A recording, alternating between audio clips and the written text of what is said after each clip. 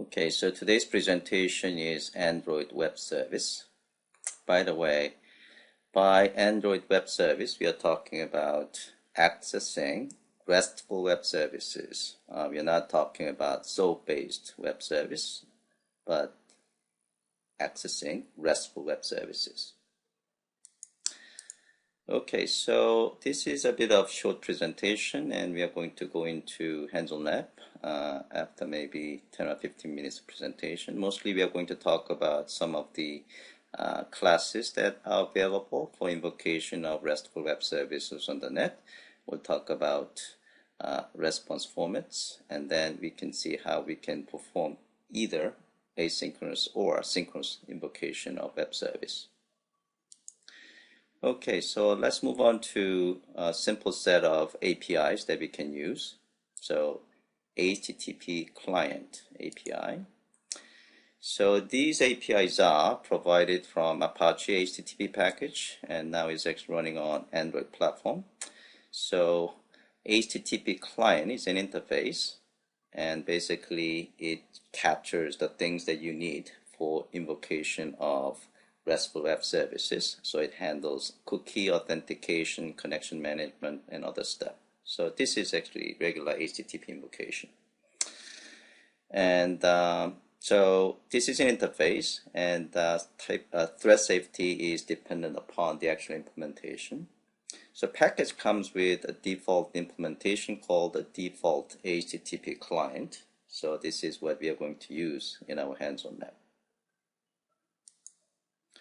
So there are two invocation styles. So here you can just call execute, providing HTTP URL request object, and then you get the response back. Or you can provide response handler, and it returns a type of object. Both of these guys are synchronous in the sense that when execute is invoked, both of these methods block. The difference between these two is that here you can provide your own response handler object instead of using default response handler object.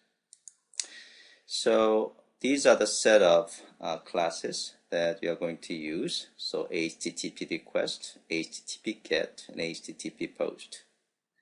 So relatively straightforward concept. So we are going to move on. And HTTP response is for handling response, captures a response.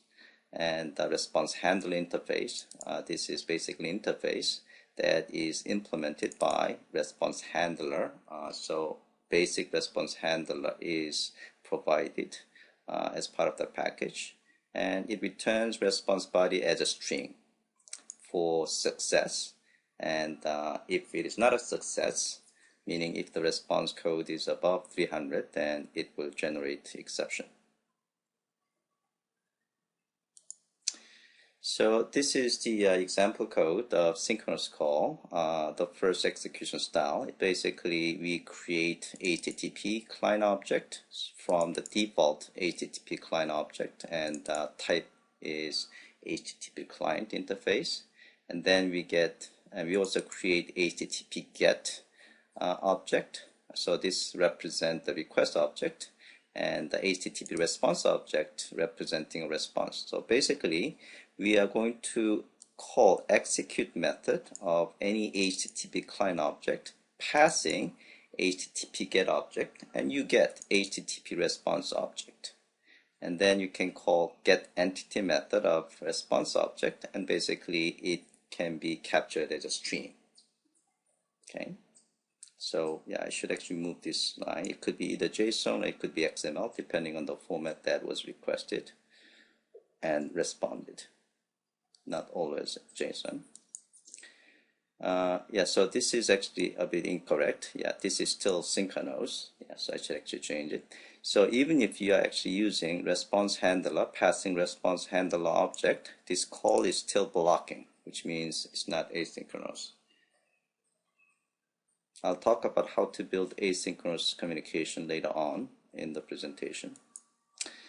Okay, response formats. So if you are invoking any kind of RESTful web services, you can ask for the format you want, And in fact, the format could be negotiated with the RESTful web service, and then the service will actually respond in the format you requested. So it could be typically XML or JSON, JavaScript object notation, or it could be RSS, it could be Atom.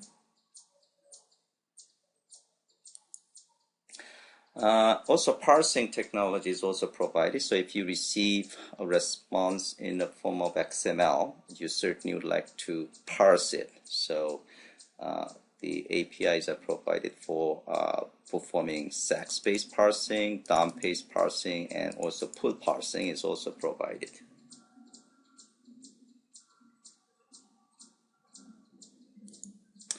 So this is JSON parsing. So you are going to create JSON object from the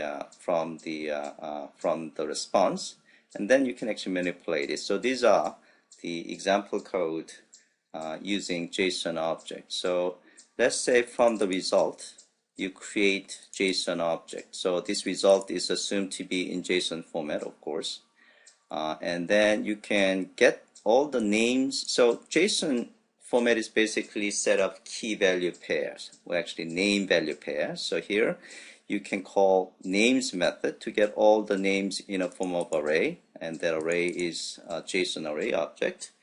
And here you can get the value array. Okay. So this is another way that you can add key value pair. So here this is the name of the key, and this is the name of the value. So you can create a JSON format using JSON object class, and then you can create the actual JSON string by calling getString. I'm sorry, this is actually from the name array. You can call the getString and then provide the index, then you get the first name. So if you have 5 name value pair, this is basically getting the you get the name array, and you are actually getting the first one in a form of string. So that is very simple way of actually getting a name, the first name based on index.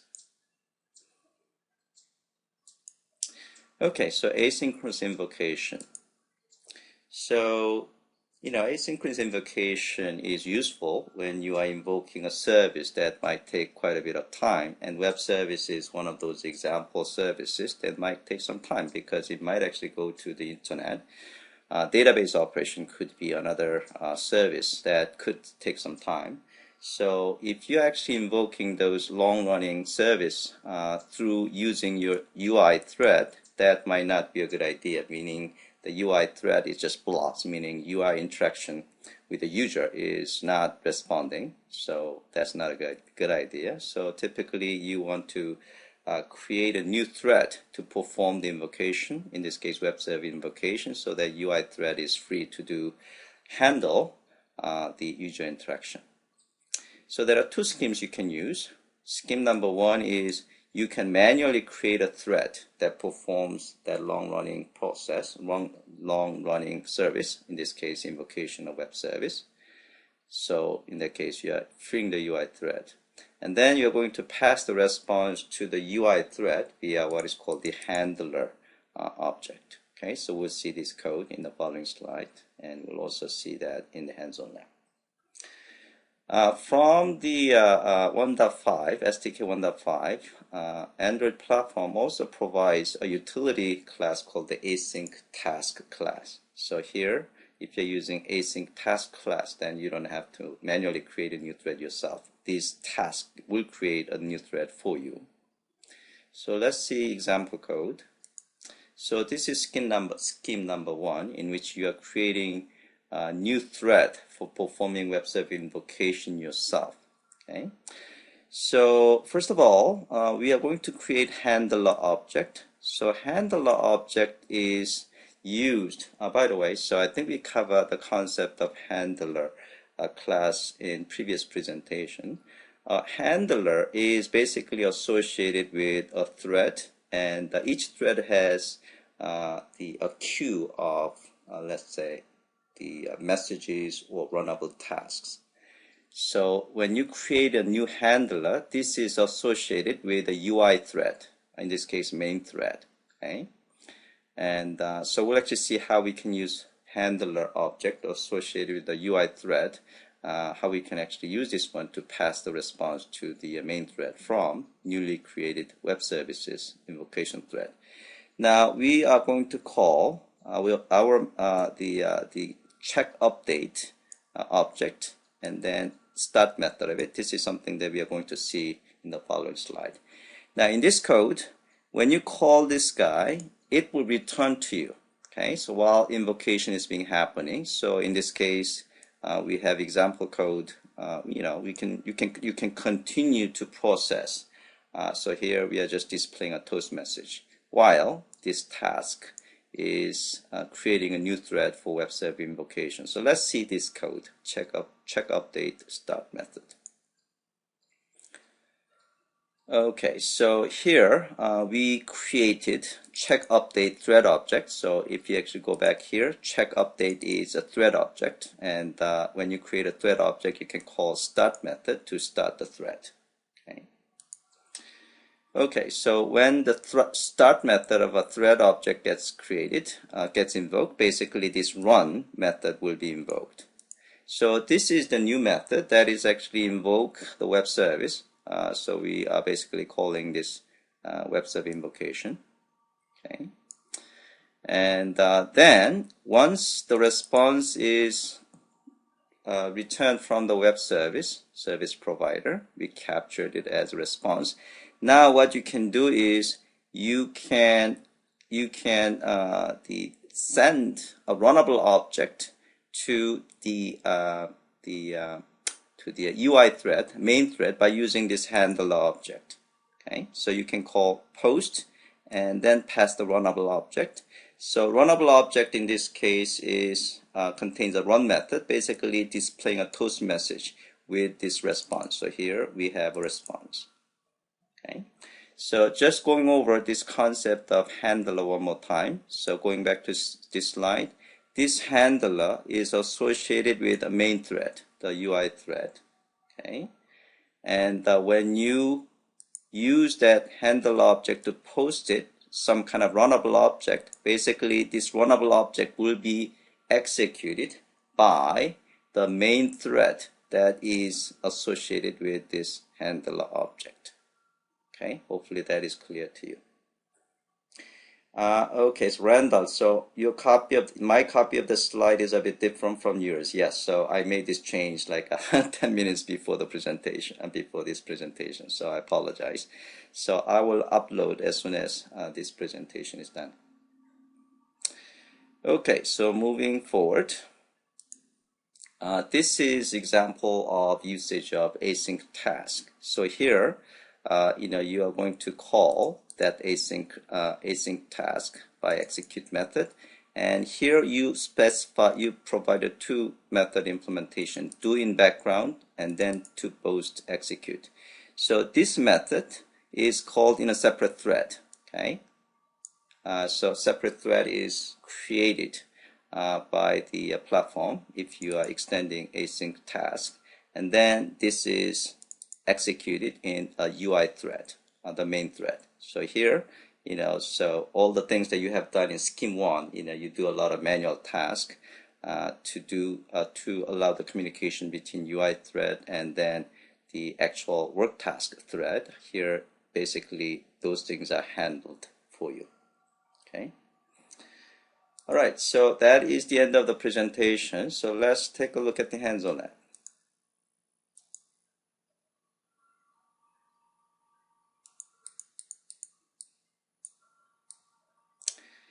So we have 6 exercises. Actually, I still need to add another exercise that's using async task.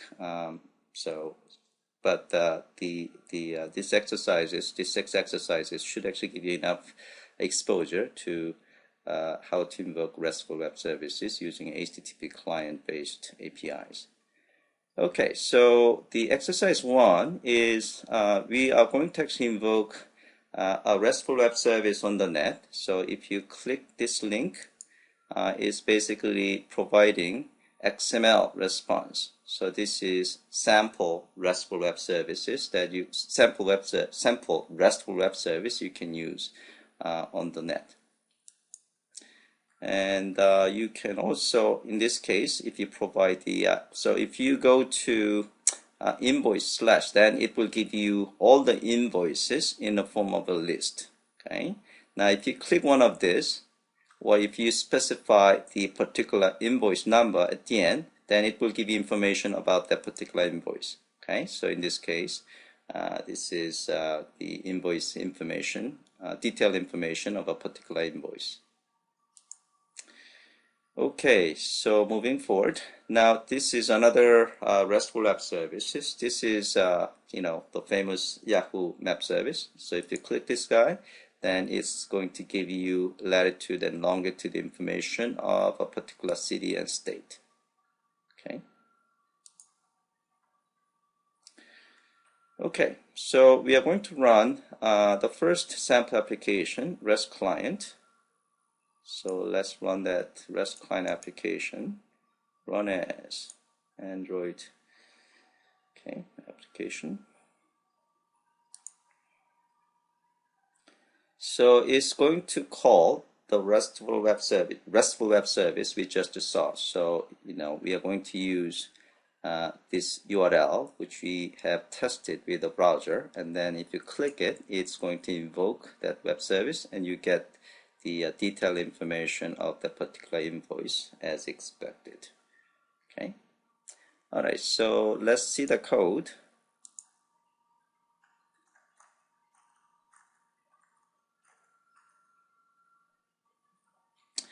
Because your application is accessing internet, you have to provide this internet permission. Okay, so here we have a main activity. So when a button is clicked, then this onClick method gets invoked, and here we are invoking a web service, RESTful web service. So we are going to use our utility class called the REST client here. And then it's going to call RESTful service passing the URL. Okay, so here this is the code that we have seen. So we are going to use default HTTP client object, which is a type of HTTP client, and then we capture HTTP get object from the URL, and then we are going to call execute method passing HTTP get object, and then we got the response object, and then we can get the entity by calling get entity, and then basically we can get the input stream and output stream of it. Okay, so here we are converting a stream to string, so that's what you see. It's relatively straightforward, so you can take a look at Java documentation of HTTP client. And rest of the code is relatively simple, except this is a URL that we have used. So this is a string default URL, which is used in our edit text. So we are using default URL, which is specified here, and then we are getting the content of it. So here so here we are getting the content of that edit text, and that's the URL that we are using. Okay. If you want to access the Yahoo Map service, I provide the code as main.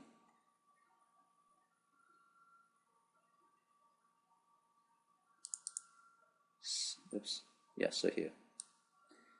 So you can provide the URL to the Yahoo Map service here, and then it should actually work the same way. Okay, moving forward.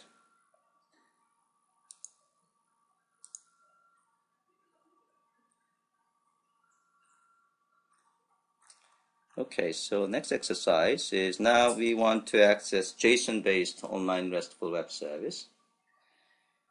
So in this case, the web service that returns the data in the form of JSON is this example service. So we can click this one, and then you are going to see this dialog box. It received the JSON file, so you can open with you can save the file and open it, and you can actually, let me see whether you can see the browser here.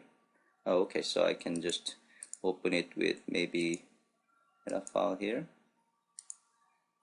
and this is the JSON that we just have received. So here we have received just a key value pair. The value is in a form of array, and inside this array then you have another set of key value pairs, so it's in fact nested form.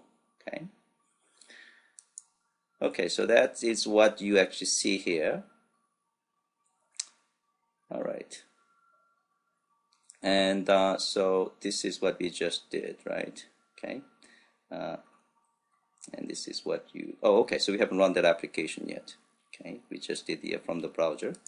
So let's run the JSON, right click and run as.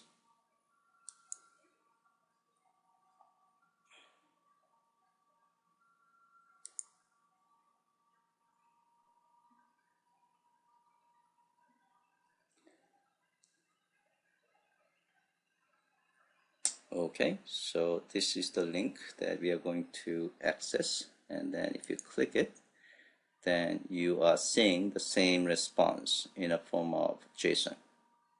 Okay. All right, so let's see the code. Oh, I'm going to actually use the lab documentation.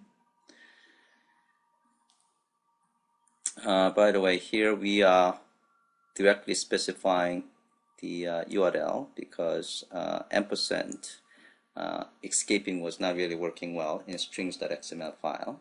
So we are just using this URL directly here. So we are doing pretty much the same thing. So we call the call REST service of REST client utility class, passing the URL. Okay. So here we are. In this case, we are just receiving the result in the form of JSON. Okay. Now the exercise that you want to do is we want to manipulate the JSON. So here the next exercise we want to do is modify the project. So that now we want to parse the JSON data that we have received using this JSON object class that we have talked about in the presentation. Okay, so here basically we are just getting the first, the name, the first name. Okay, so we have in fact one big giant key value pair. This is the name. This is the first name, right? All right, so let's try to run the application with that modification. So here we are going to uncomment this guy, and then we are going to uncomment this one. So once you receive the JSON, basically we want to parse the JSON result, and we want to just receive we are going to just get the name, first name. Okay, so let's run this one.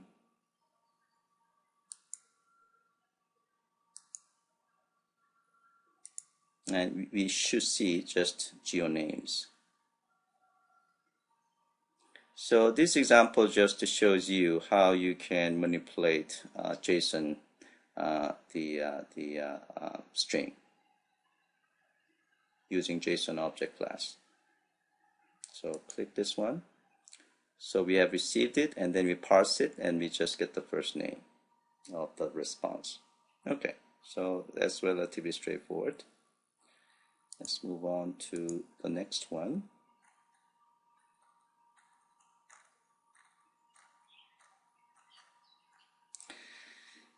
Exercise 3 is basically accessing RSS-based RESTful service. Okay, so nothing really fancy about this. So when you call this guy, you're going to just get the data, which is in the form of RSS. Okay, so let's just run that application. RSS.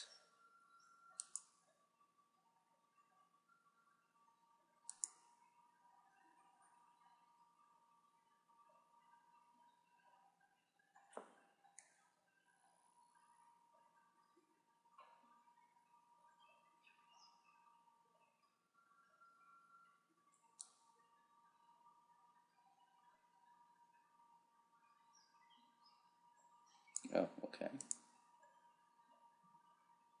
Let's see, I'm going to just,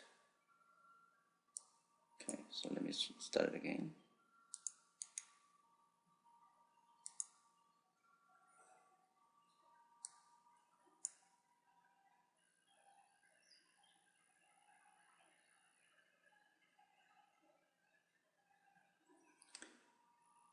So here, there is really nothing much to talk about. You know, you're basically providing the URL that returns the data in the form of RSS. Okay, and the rest of the code is pretty much the same. Okay. All right. So let me actually move on to okay, it looks like I still, yeah, it looks like, yeah, I'm gonna just start it again and try this one again. Okay, so let's move on. So next one is the in fact using non-blocking mode. So here we are trying to access the RESTful web services in asynchronous fashion. Okay. So when you run this guy, and the response is like this, and it will display a toast message from the UI thread. Okay, so this first toast message is from the UI thread, while a new thread is created to invoke a web service. Okay, and this message is from the new thread that invoke the web service, and it actually basically it gets the response from the service, and then it will pass it to the UI thread, and UI thread will actually display this guy in a toast message. So let's see the code, and then we are going to, yeah, so let's actually run the application. Okay.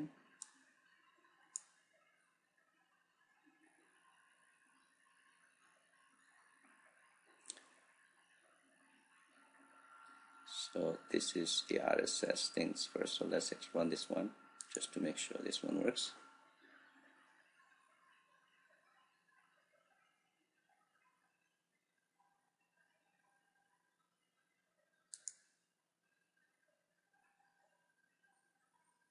Okay, maybe this RSS service is not up and running.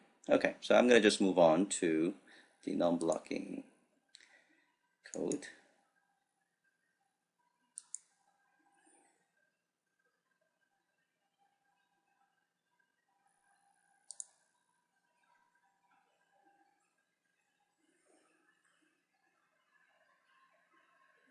Okay, so now we are accessing the same RESTful web service in non-blocking mode. Okay, so when I click this one, you see the toast message. You see a toast message from UI thread, and then this is a message from the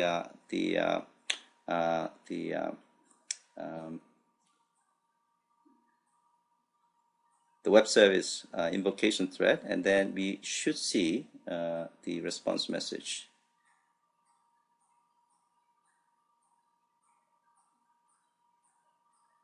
His network is working. I'm not sure what's going on here. Can people hear me okay? All right, yeah, so network is fine. So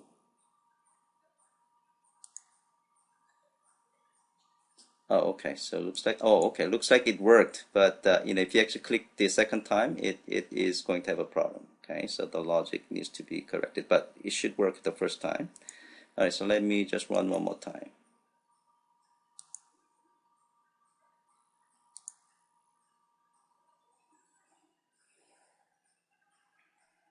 Okay, so click it. So we see this is message from the UI thread, and then this is the message from the web service thread. Then we should see response message.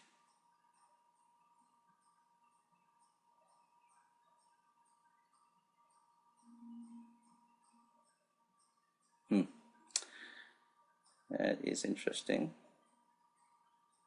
Okay, so yeah, some of you are running it and you said it's working for you fine. Yeah, it was working fine just before this presentation, so I don't know what's going on with this demo. Anyway, so let's see the code.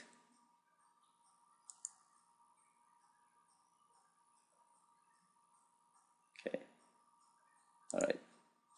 So this is the code. So here we created handle object. Okay, well actually we have just a variable, we didn't create it yet. Okay, so when you click it, we created at that point create a handle object. So this handle object is also associated with a thread that actually created, which is actually main thread. Okay, so I use the term UI thread as well. Okay, and then we are going to call check update the thread object, and we are going to call start method of this check update thread object. So this thread object has run method. So as soon as you call start, the logic inside this run is going to get executed. So here it invokes the web service, and then once the response is received, we are going to use this handler object. We are going to post that runnable object. This is in fact a task, okay, captured in a form of runnable. Then you're passing that runnable object to a UI thread through this M handler. Okay, so when you call post method, passing the runnable object of the handler is basically passing that runnable object to the UI main thread. Okay, so UI main thread will actually execute it, and it's basically displaying this response message.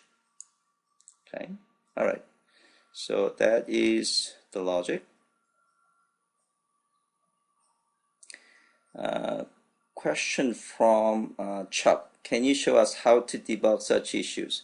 The regular breakpoint things should work, in this case. Okay, so there is nothing really magic about this. You have to be concerned in terms of which thread you're working on. Okay, so that's a bit of challenge, but the breakpoint should work on both threads.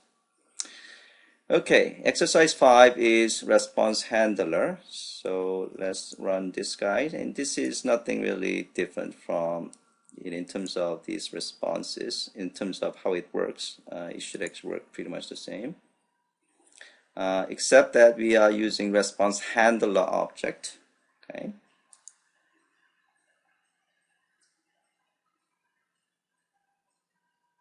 Yeah, looks like I'm having a problem accessing this particular URL from my machine. Yeah, looks like some of you are having a better luck in terms of accessing this URL. Yeah, it looks like all of a sudden I'm having an issue accessing it. Okay, all right. So in terms of the the way things work, it should work pretty much the same. Okay. So only difference is we are now creating response handler, and in fact we are using utility class called the basic response handler, which just captures the response in a form of string, and then we are just using it. So the result is pretty much the same. However, you could actually have some kind of a custom response handler. So maybe once you receive the response, you are going to remove all the spaces or something like that in a response if that's what you want. Okay, so it allows you a bit of customization in terms of response handling. Okay, so exercise 6 is XML parser. So this one is, let's try to run XML parser, and it basically lets you exercise with different parser.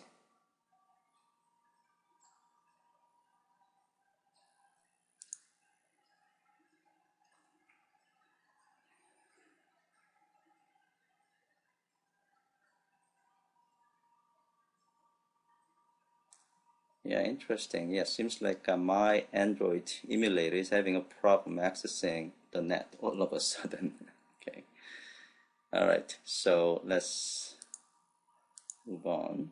And basically what you see is just a list of Android news. And if you click one of those items, and then you're going to see detailed information of that news. Okay. And then you can go back button, and if you click menu, then you are going to see the menus in terms of which parser scheme that you can exercise with.